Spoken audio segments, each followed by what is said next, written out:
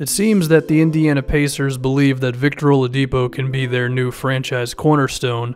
There was a changing of the guard when the previous one, Paul George, was sent to Oklahoma City, as those two were traded for one another. And if we reminisce to Paul George's best days with the Indiana Pacers and we look at his growth as a player, but also their growth as a franchise, going from a team that was under 500 to at one time a title contender, and then it all kind of ended abruptly. So if we head to the 2010 NBA draft, Paul George is selected by the Indiana Pacers, and at that time, Indiana was led by Danny Granger, one of the better scorers of the 2000s. But outside of him, there wasn't too much to be excited about.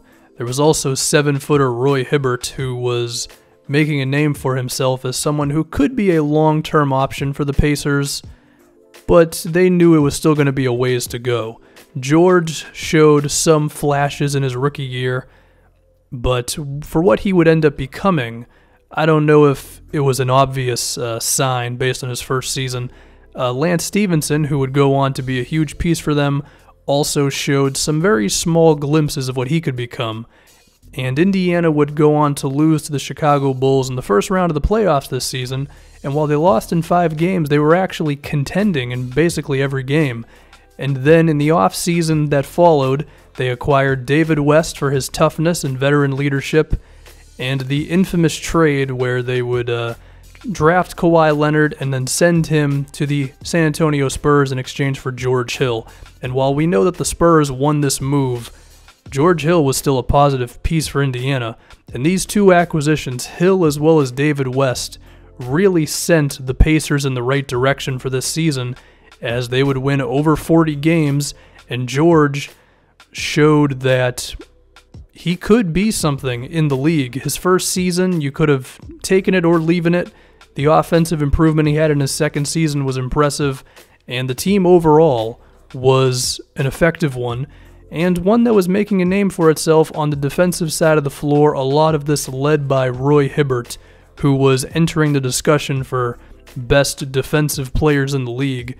Indiana would finish 9th in defense this season, and while everyone could see that it was still going to take a little bit of time and some seasoning for this group, something exciting was brewing in Indiana. In the second round of the playoffs, they would meet the Miami Heat, where LeBron James would do away with them in 6 games, but the toughness and the togetherness that the Pacers showed, I think, put the rest of the league on notice that they were a team that was coming. But then, before the 2013 season, Danny Granger would have some knee problems that would sideline him for basically the entire year, and he was the leader of the team. They rallied around him any opportunity they could, and they looked at him for his wisdom on and off the floor.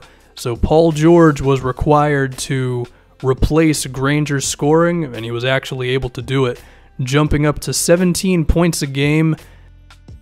You add to that Lance Stephenson's emergence as the starting shooting guard, and suddenly the offense was good enough to make up for their star player going down. The Pacers would win 49 games this season, have the best defense in the NBA, and after a signature block by Roy Hibbert on Carmelo Anthony in round 2, it was time for another battle with LeBron James and the Miami Heat in the Eastern Conference Finals.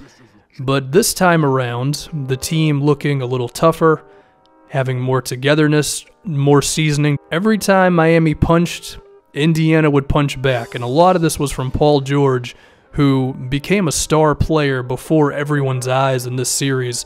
But the Pacers also gave Miami a lot of trouble down low.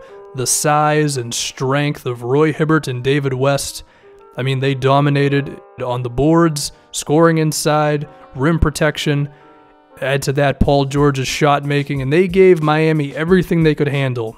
And while LeBron and the crew would eventually win in Game 7, the respect was definitely earned, and it seemed like Indiana was going to be a team that the Heat would have to deal with for a very long time. And then we get to the 2014 season, where expectations were sky high. Paul George had a career season, and he, as well as the Pacers overall, were exceeding those expectations. 40 games into the season, they were 33-7, dominating the NBA, once again the best defensive team in the league, and one particular moment could have led to it all eventually crashing down. And that would be the acquisition of Evan Turner. Many people look to this moment as the turning point in the season. Turner was acquired by the Pacers in a trade that sent team leader Danny Granger to the 76ers, where he was then released and the Clippers signed him. Even if Granger wasn't making that much of an impact on the floor because of his injuries, he was there for everything. Even if it was mainly in the locker room, his presence was known, and you replace him with a guy in Evan Turner whose fit just wasn't that good with this team, and it was a rough time down the stretch. And in the playoffs, those struggles carried over.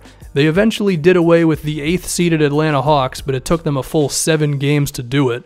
You go to round 2 against the Washington Wizards. Sure, they won that in 6 games, but you really saw it in the Eastern Conference Finals against the Heat for the 3rd straight season.